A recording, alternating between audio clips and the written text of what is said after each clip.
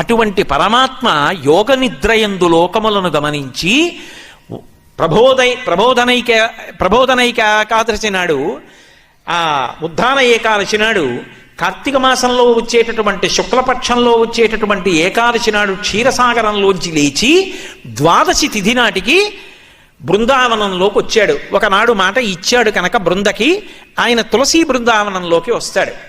అందుకే ఆ రోజున ఆరాధన, విష్ణు సహస్రనామ స్తోత్ర పారాయణం, దీపాలు పెట్టడం అన్నీ కూడా క్షీరాబ్ది ద్వాదశి అని ఆ తులసి చెట్టు దగ్గర చేస్తారు.